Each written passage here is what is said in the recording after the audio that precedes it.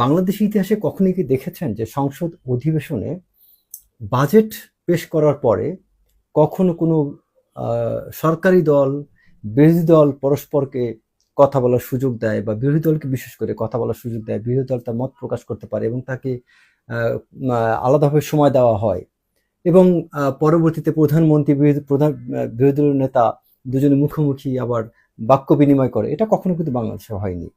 এমনকি আপনার ভোলার একজন বিরোধী দলীয় নেতা যখন আসসালামু আলাইকুম, আমি অ্যাকচুয়ালি খুব গুরুত্বপূর্ণ একটি বিষয় নিয়ে কথা বলবো। যদিও পুরো বাংলাদেশ এখন বিশেষ করে শাওন কর্তৃক যে একটি পোস্ট আছে যে জুলাই সিডিআই কিছু একটা পোস্ট দিয়েছেন, আমি আসলে একজন ব্যক্তিকে নিয়ে কথা বলতে যাবো না, কারণ একটা জিনিসকে আমাদের স্বাভাবিকভাবে মেনে নিতে হবে যে বাংলাদেশের শিল্পী বা আর্টিস্ট মানে এই না যে তাদেরকে সবাই গ্রহণ করতে পারবে। কিছু কিছু আর্টিস্ট তারা বিকৃত মস্তিষ্কের হতে পারে, কিছু কিছু আর্টিস্ট তারা উন্মাদ বা তারা নিষ্ঠুর বা তারা বিবেক বিবর্জিত মস্তিষ্ক বিকৃতি সম্পন্ন হতে পারে। এটা আমাদের শাওনকে দেখে আমরা মেনে নিতে পারি। সো এটা নিয়ে আসলে কিছু বলার নেই।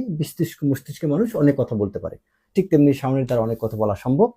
তো আমি এই প্রসঙ্গে না যেয়ে যেটা নিয়ে কথা বলবো, আপনারা খেয়াল করে দেখেন বাংলাদেশের সবচেয়ে বড় একটি অর্জন এই মুহূর্তে কি?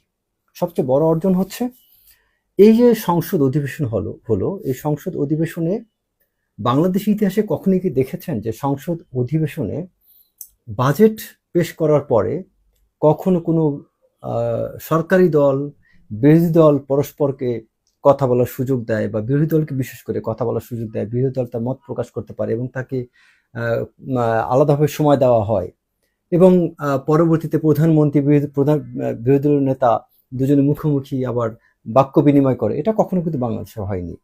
এমনকি আপনার ভোলার একজন বিরোধী দলীয় নেতা যখন সেতু নিয়ে সংসদে কথা বলেন, তখন ভোলার সরকার দলীয় এমপি, সরকারের দলীয় মানে সরকারের জোটভুক্ত এমপি ব্যারিস্টার আন্তরিক রহমান পার্থ, তিনি কিন্তু হাততালি দিয়েছিলেন।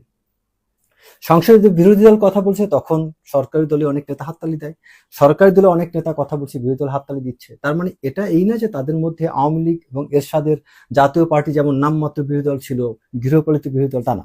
বাস্তবিক পক্ষে একটা বিরোধী দল যখন প্রতিবাদ করে, সরকারের সমালোচনা করে, আবার ভালো কাজের প্রশংসা করে এবং বাজেটের পরে যখন দুইটা পক্ষ মতামতটাকে প্রকাশ করার সুযোগ দিয়ে দেয় পরস্পরকে, এটাই তো আমরা বাংলাদেশে চেয়েছি। এবং এর মাধ্যমে আমরা একটা বিষয় আমরা বুঝতে পারি যে জাতীয় ঐক্য যখন আমাদের জাতীয় ইন্টারেস্টে, যখন আমাদের জাতীয় ঐক্য হবে, তখনই বুঝতে হবে আমাদের ন্যাশনাল সিকিউরিটি সার্ভ করা সম্ভব।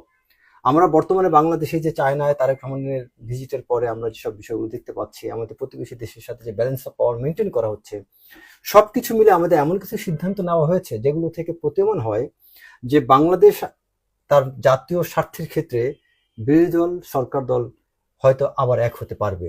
আমরা জুলাই প্রশ্নে আবার আমরা এক হতে পারবো। আপনি দেখেন আমেরিকা নিয়ে আমরা একটা কথা বলি না যে আমেরিকায় ডেমোক্র্যাট হোক আর রিপাবলিক হোক, যেই ক্ষমতা আসুক, তারা তাদের নিজের দেশের স্বার্থটাকে আগে দেখেন। তারা ফরেন পলিসির ক্ষেত্রে কিন্তু একই রকম থাকছেন।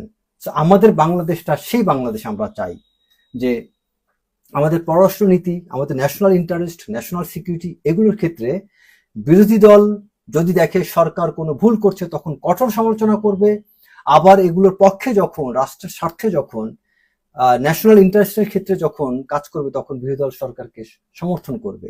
আবার সরকারও এরকম ক্ষেত্রে বিরোধী দল ভূমিকা রাখলে সরকার বিরোধী দলকে সুযোগ দিবে। সো এই বিষয়গুলো আমি মনে করি অনেক বড় একটি অর্জন বাংলাদেশে, যেটাকে আমাদের উৎসাহ দেওয়া উচিত, ওয়েলকাম করা উচিত। এবং তারেক রহমান তিনি প্রধানমন্ত্রী হিসাবে তিনি যে সব কাজ এ পর্যন্ত করেছেন, খুব কেউ একটা দোষ ত্রুটি খুঁজে পাবেন না। তবে একটা বিষয় খেয়াল রাখতে হবে, তারেক রহমানের কিছু কিছু বিষয় হস্তক্ষেপ করা প্রয়োজন।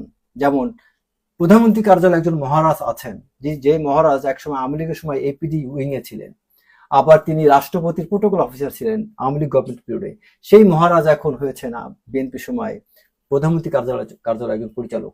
তো তারেক রহমানের উচিত প্রত্যেকটা গুরুত্বপূর্ণ দায়িত্বে যারা আছেন তাদের প্রত্যেকের বায়োডাটা চেক করা, যে গত 20 বছর তিনি কোথায় কোথায় ছিলেন, সেটা সেনাবাহিনী হোক, গোয়েন্দা অর্গানাইজেশন হোক, আমাদের সচিবালয় হোক, প্রধানমন্ত্রী কার্যালয় হোক, রাষ্ট্রপতি কার্যালয় হোক, এই কর্মকর্তাদের বায়োডাটারা প্রধানমন্ত্রীকে অনুরোধ করবো আপনি চেক করেন। যারা জুলাই আন্দোলন তথা তার পূর্বে এই দেশের জন্য আওয়ামী ফ্যাসিস্ট বিরোধী আন্দোলনে ভূমিকা রেখেছে, তারা অনেকেই কিন্তু এখনো বঞ্চিত আছে। এই মানুষগুলোর বুকে রক্তক্ষরণ ঘটায়েন না আপনি। এই যে মনি আপা, নীলুফার ইয়াসমিন মনি, তিনি আজকে এমপি হয়েছেন, তার বক্তব্য এখন উল্টাপাল্টা হয়ে যাচ্ছে।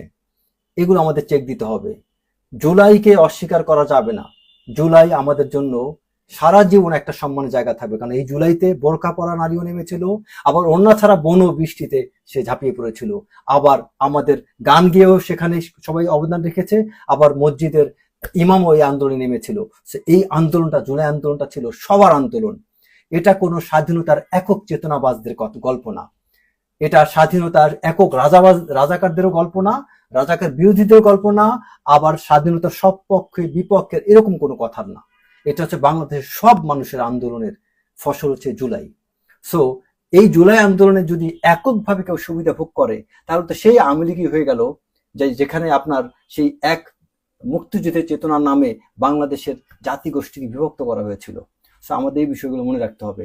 আশা করি বিষয়টা সবাই উপলব্ধি করবেন এবং আপনার চাইলে এটাকে শেয়ার করতে পারেন। আসসালামু আলাইকুম।